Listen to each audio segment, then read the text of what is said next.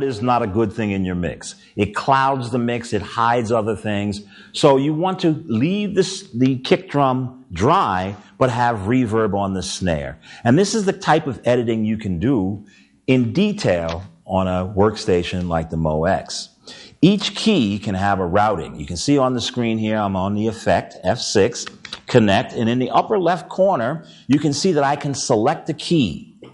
KBD is our abbreviation for keyboard. If I hit and hold the subfunction 6 button and touch a key, its information is recalled. All right? So I can touch a drum and see where it is routed, what it's going through. All right? So it's possible now to edit each of these drums individually. So common edit parameters. There are also individual key parameters by hitting the number 1 button. Now, if I hit the number 1 button, I can now see what drum is assigned to each key. And as I touch a key, its information is automatically recalled. All right?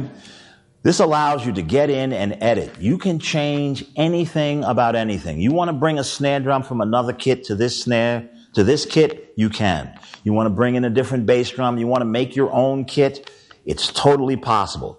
You don't have to accept the presets. You can customize the drum kit, store it in a user location, give it your own name, and store it and make it your own. That's the key behind this. So let's take a look. I'm going to call up the kick drum, and you can see the kick drum, the element switches on, the wave category and wave number is shown in the screen.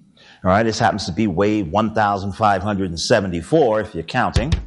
All right, it has its own routing to the effects. It's not going to the insert effect, but it is going to the chorus effect, if I wish, but there is 0 reverb. The snare drum, you see, is going through the reverb. Reverb send happens to be 75. So I can look at each drum in turn to see how much reverb is being sent to each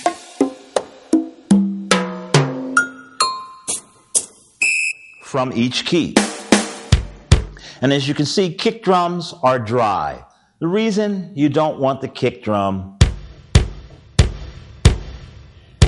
it takes too long to disappear. So you like a nice tight kick drum sound, you want to have 0 reverb.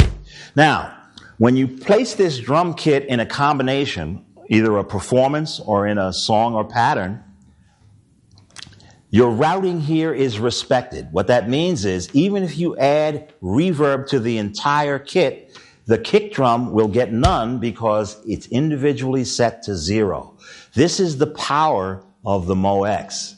All right, you're not going to put reverb on the entire kit, just on the drums that you want to put it on. Make the sound your own.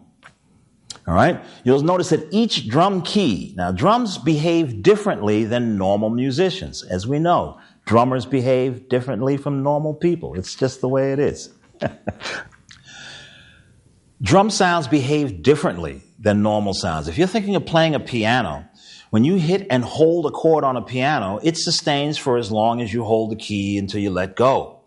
Drum sounds complete their entire envelope. That's the shape of the volume from start to finish, whether or not you're holding the key or not. In other words, I hit a bass drum, the sound completes. A crash cymbal will complete without me having to hold the key down. All right? Which is a different behavior than a normal sound. On a normal sound, you think an organ sound maybe, as long as you hold the key, it continues to sound.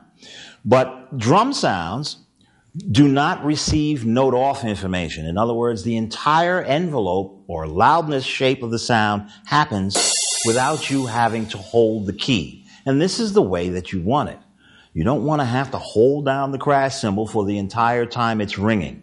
So each key in a drum kit has its own customizable behavior. Okay? Pitch. Each drum can be tuned individually. This is, again, different from a normal voice.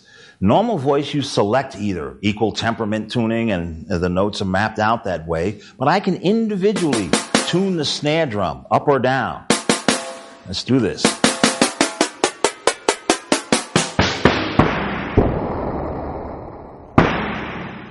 and you can fine tune it.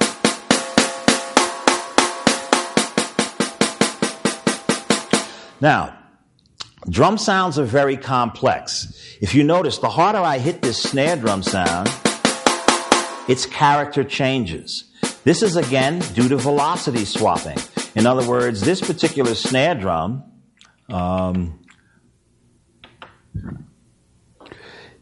is made up of 4 different sounds as you increase velocity. Many of the hi-hats change character as you increase velocity.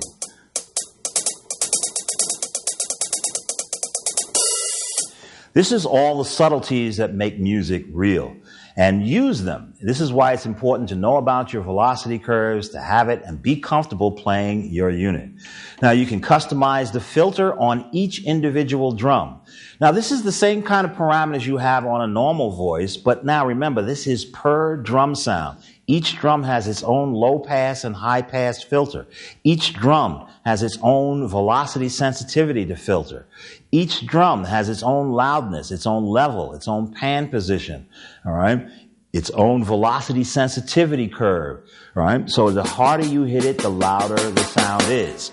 Now, let's just talk about that for a minute. You can see here I am in the drum kit. I am editing a key. I'm in a voice. I'm editing a key. It's the power standard kit. I'm on F4, which is amplitude, and velocity sensitivity. If I set this velocity sensitivity to 0, guess what?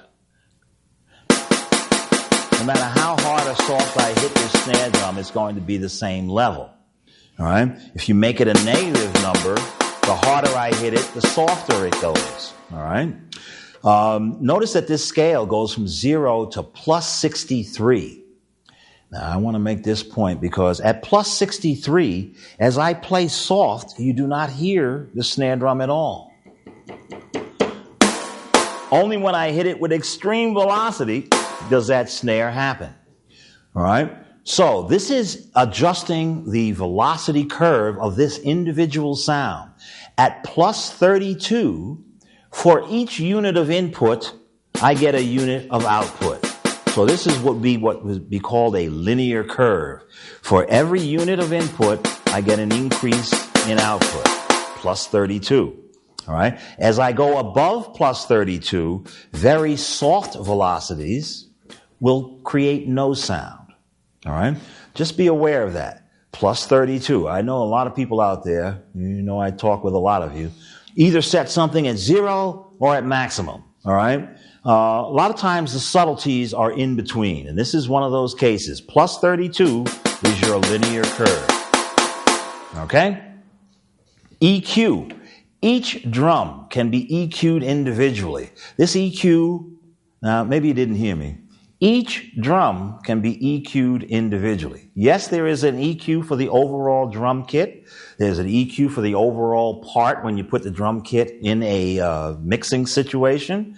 But this is very powerful because a lot of times when people complain about a sound, oh, it's not fat enough, or it's too thin, or it's too this or too that, they are really talking about EQ. And EQ is equalizing the frequencies. Now, as musicians, we need to understand frequencies better than the average or consumer. You play a musical instrument, we all know that the orchestra tunes to A440 or 442, depending on where you are. But we know that that 440 is a frequency. So you should know what frequency comes from what notes on the keyboard. As a musician, that's your responsibility. Learn that stuff. It can help you create your mixes and make them unique. So you have a 2-band EQ. You can select a parametric EQ. A parametric EQ is one in which you can select not only the frequency that you're changing and not only boost or cut, but you can change how wide an area around the frequency you've selected that you are controlling. So a parametric EQ, one of the most powerful EQs because you can really zero in and fix a problem. A 2-band EQ gives you high and low. So you're thinking, high frequency, low frequency. But if you have a problem that you need to fix, a buzz, a howl in a sound, and you want to get rid of it, a parametric EQ allows you to get in and fix that directly. Then there's boost. If you need to make a sound louder, you can boost this plus 6 dB, plus 12 dB, or a whopping plus 18 dB. This is about output and is just strictly giving you more oomph. If you use plus 18, I question you. That's a lot. It's more than you'll need. All right. Each voice in a drum kit is customizable. Each drum is customizable. And when you create the kit that you want, you push store. It will direct you to the UDR, the user drum bank. There are 32 locations for you to store your own custom drum kits. The ones that are currently in the user bank are what we call placeholders. Placeholders means they're there they're repeats of presets. So the power standard kit is there. It's exactly the same as the preset. So customize. Feel free to customize and store to the user bank. Not only drums, but your normal sounds as well.